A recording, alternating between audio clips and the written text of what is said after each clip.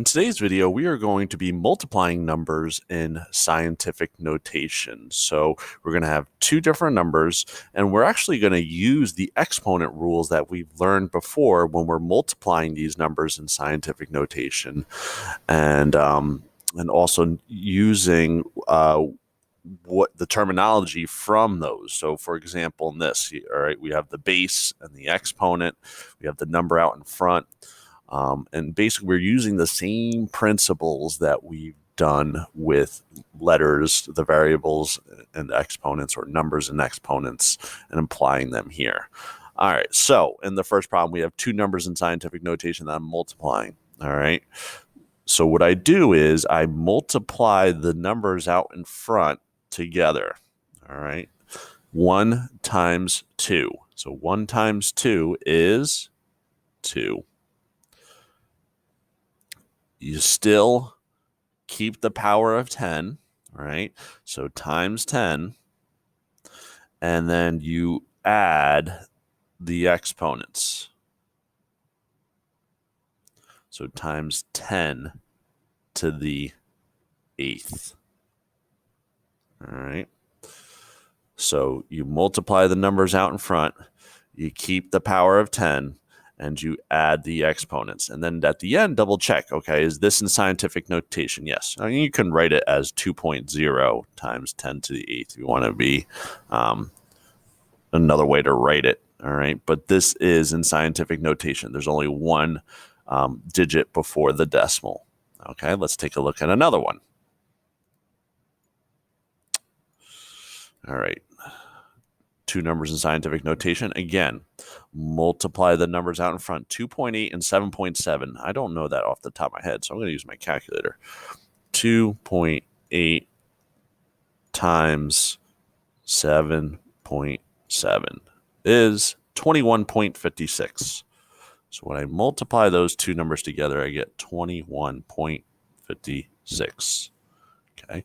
Keep the powers of 10, right? Times 10. Add the exponents. 6 plus 5 is 11. Now, you have your answer here, but this is not in scientific notation because there are two digits, this one and this one, before the decimal. So I have to adjust this in order to put it in scientific notation. So I have to move this decimal spot over here to get 2.156. So when I do that, I can't just move the decimal over here and it doesn't affect the rest of the number. So what happens is when I make this decimal here, move this decimal here, I'm making this number smaller. So when this number becomes smaller, the exponent has to become bigger by one spot. So you move this over one spot here, that means this gets bigger by 1. So instead of 21.56 times 10 11th is 2.156 times 10 to the 12th. And that's my answer, final answer in scientific notation. Okay, let's take a look at another one. So it's always important to remember to have it in scientific notation at the end. Now, this one is in scientific notation, but this one's not. We could still do this, right? We could still multiply these numbers out in front. 73 times 4.4. 73 times 4.4. And I get 321.2. 321.2.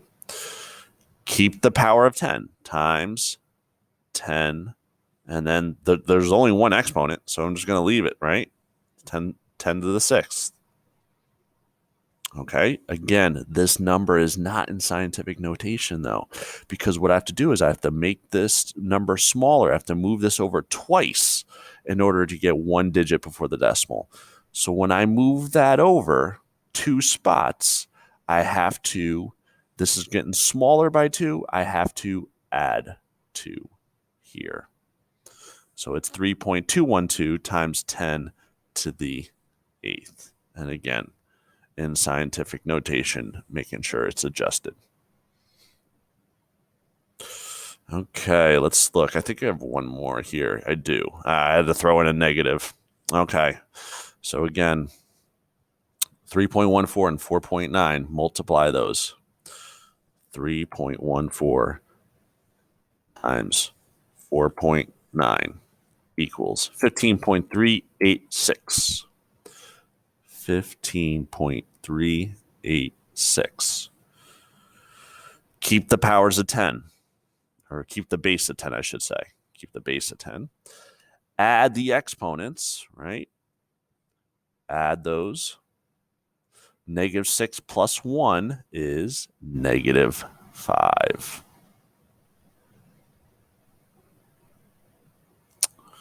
Okay, so again, with this one, it's not in scientific notation. I need to have one digit before the decimal, so I have to move this decimal over one spot. And when I move this and I make this smaller, this gets bigger by 1. So my final answer is 1.5386 times 10 to the -4th. And there's my final answer. Okay. So it's, again, I'm going to re-emphasize, it's always important to make sure the number is in scientific notation. How do I know if it's in scientific notation? There's only one digit before the decimal. Okay. And whenever you have to move the decimal, you have to also adjust the exponent at the end. So that's it for today's video.